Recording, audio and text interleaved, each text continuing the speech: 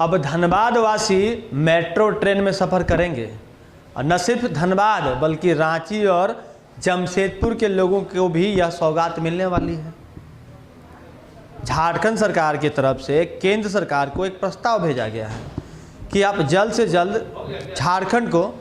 3 शहरों में, झारखंड के 3 शहरों में जिसमें रांची, जमशेदपुर और धनबाद शामिल है, यहाँ पर आप मेट्रो ट्रेन की परियोजना को मंजूरी दे दीजिए। पूर्वी क्षेत्रीय परिषद की बैठक जो पिछले दिनों संपन्न हुई थी, उसमें ही मुख्यमंत्री ने यह बात अमित शाह को बताई थी और उनसे मांग किया था। और न सिर्फ ये मांग की थी बल्कि साथ में जो झारखंड सरकार केंद्र सरकार से रॉयल्टी का पैसा पाती है, 1.36 करोड़ हज़ार करोड़ जो अमाउंट है, उसकी भी डिमांड की गई थी। लेकिन अगर झारखंड सरकार को मेट्रो परियोजना की स्वीकृति केंद्र की तरफ से मिल जाती है तो ये धनबाद वासियों के लिए ही नहीं बल्कि रांची और जमशेदपुर वासियों के लिए भी बहुत बड़ी बात होगी। इससे पहले बुलेट ट्रेन की परियोजना हमारे यहाँ पहले से चल रही है, तो बुलेट ट्रेन पहले, मेट्रो ट्रेन उसके बाद, और अब समझ लीजिए कि अमृत भारत और वंदे भारत भी धीरे धीरे वो भी धनबाद को मिल जाएगी। हालांकि वंदे भारत धनबाद को मिल गई है, लेकिन अमृत भारत ट्रेन जो है जिसमें कि और भी बहुत सारी लग्जरियस सुविधाएं हैं वो भी मिल जाएगी। तो किस तरह से इसका फ़ायदा कोयलांचल धनबाद के वासियों को होगा, हमारे साथ सहयोगी प्रभात और इधर में सूरज हैं, दोनों से बात करेंगे। पहले प्रभात की तरफ। प्रभात, कितनी बड़ी सौगात आपको लग रहा है कि ये धनबाद को मिलने जा रही है? अगर यह चीज़ें खास करके जिस तरह से पूर्वी क्षेत्रीय परिषद की बैठक जो हुई और जो मेहमान नवाजी हेमंत जी की तरफ से की गई और काफ़ी मुस्कुरा रहे थे अमित शाह जी, तो क्या लग रहा है कि कुछ धनबाद के लिए, कुछ झारखंड के लिए नया होने वाला है? तो जैसा कि पहले भी ये बातें मीडिया के सामने आ चुकी थी और लोग चर्चा कर रहे थे इन बातों की, चाहे वो मेट्रो की हो, मेट्रो ट्रेन की हो या बुलेट ट्रेन की हो या फिर एयरपोर्ट की को भी लेकर के काफ़ी विवाद रहा धनबाद में। तो न ही एयरपोर्ट बन पाया और न ही बुलेट ट्रेन की परियोजना अभी धरातल पर सही तरह से उतर पाई है। लेकिन मेट्रो की जो बात कही जा रही है, अगर मेट्रो धनबाद में आती है, मेट्रो की परियोजना, मेट्रो रेल परियोजना अगर धनबाद में शुरू होती है, धनबाद वासियों के लिए राहत की खबर होगी, ट्रैफिक जाम से उनको निजात मिलेगा।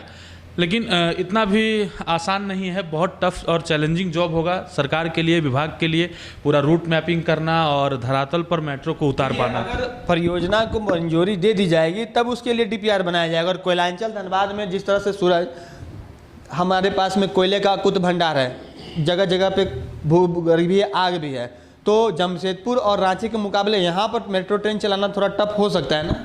हाँ जी हाँ, कि धनबाद है, कोयलांचल का शहर है और ऐसा देखा जाता है कि अग्नि प्रभावित क्षेत्र भी है, तो ऐसे में बुलेट ट्रेन चलेगी तो थोड़ी सी परेशानी होगी। लेकिन एक बात रहा, ट्रेन के लिए नहीं, हम मेट्रो ट्रेन की बात कर रहे हैं। हाँ, मेट्रो ट्रेन चलेगी तो राहत होगी।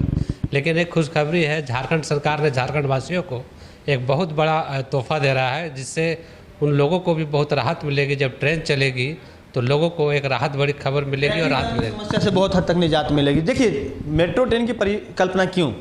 इसलिए कि आप अभी शहर में जाएंगे, आपको एक एक पॉइंट पर कम से कम तो 12 minute, 13 minute, 10 minute, 5 minute traffic jam का सामना करना पड़ेगा। वो इसलिए क्योंकि सड़कें वही हैं, बहुत अधिक उसमें चौड़ीकरण नहीं हो पाया है, लेकिन गाड़ी पर गाड़ी रोज लोग नए नए गाड़ियाँ खरीद रहे हैं, नई नई गाड़ियाँ आ रही हैं, लग्जरी से लग्जरी गाड़ियाँ आ रही है और ट्रैफिक पर भार पड़ रहा है। अब इसका झेलना, इस ट्रैफिक के भार को झेलना धनबाद के वर्तमान जो सड़कों की हालत है उसकी नहीं है और वो नहीं झेल पा रहे हैं। ऐसे में अगर मेट्रो परियोजना आती है, और भले ही भूमिगत मेट्रो परियोजना यहाँ पर सक्सेस ना हो, लेकिन अगर जो फ्लाईओवर के माध्यम से जो मेट्रो परियोजनाएं यहाँ पे अगर चलती है तो वो काफ़ी सक्सेस हो सकती है। प्रभात, क्या लगता है आपको कि किस तरह की मेट्रो परियोजना यहाँ पे सक्सेस होगी? जैसे अगर मेट्रो की हम बात करें तो जिस तरह का मेट्रो का इंफ्रास्ट्रक्चर होता है, वो रूट मैपिंग होता है,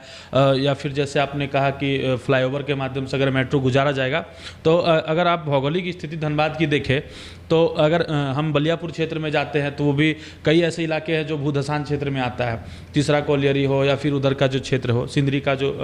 कारखाना हो, या फिर अगल बगल का क्षेत्र अगर हम देखें, झरिया की बात करें, या इधर हम लोग अगर इस साइड अगर जाए बाघमारा साइड में, तो बाघमारा और कतरास का भी क्षेत्र वैसा ही है। तो कुल मिलाकर के जो हमारा ज़मीन है उस प्रकार से उपयोग में लाए जाने की जो बात अभी मेट्रो की कही जा रही है उस पर सूटेबल नहीं बैठ रहा है।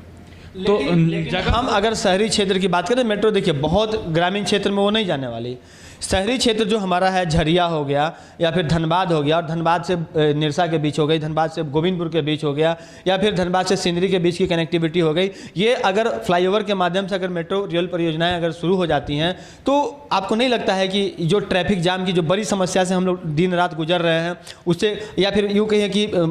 जो अपना स्टेशन का इलाका वहाँ से स्टील गेट हो गया, PMCH हो गया, कोयला भवन हो गया, कुसुम विहार हो गया, इन सब क्षेत्रों में जो कि सुरक्षित क्षेत्र माने जाते हैं अभी भी धनबाद में, उन जगहों पर मेट्रो परियोजना अपने कहीं ना कहीं कामयाब हो सकती है। लेकिन एक बात मैं इसमें और कहना चाहूँगा कि जैसे आपने कही, जो क्षेत्र की बात आपने की, इन क्षेत्रों में फिर ये भी देखना होगा कि कितने लोग उस मेट्रो में सफ़र करेंगे और जो पैसा सरकार खर्च करेगी उसका वापस भी वो राजस्व के रूप में आ पाएगा कि भी नहीं। ये भी एक बड़ा बात हो जाएगा। केवल मेट्रो चलाना जो है वो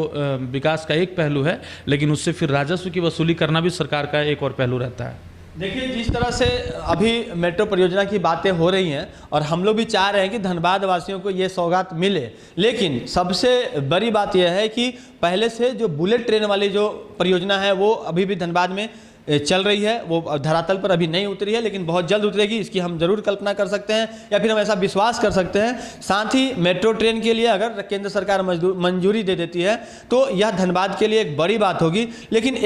इसी के बीच में हम एक बात आपको और बताना चाहेंगे, धनबाद से गिरिडीह के बीच में अभी तक कोई कनेक्टिविटी नहीं है। तो धनबाद से गिरिडीह के बीच में जो लाइन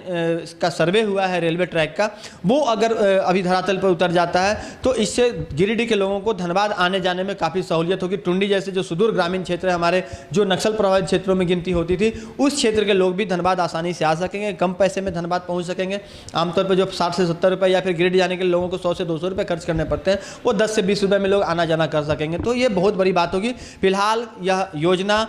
DPR में तब्दील होती है या नहीं होती है, यह केंद्र के मूड पर निर्भर करेगा। और चूँकि इस बार चूँकि गुरुजी की तबीयत खराब हुई थी, दिल्ली में कई दिनों तक हेमंत सोरेन ने वहाँ पर निवास किया था, तो संभव है कि संघ से कुछ लोगों से उनकी नज़दीकियाँ बढ़ी हों,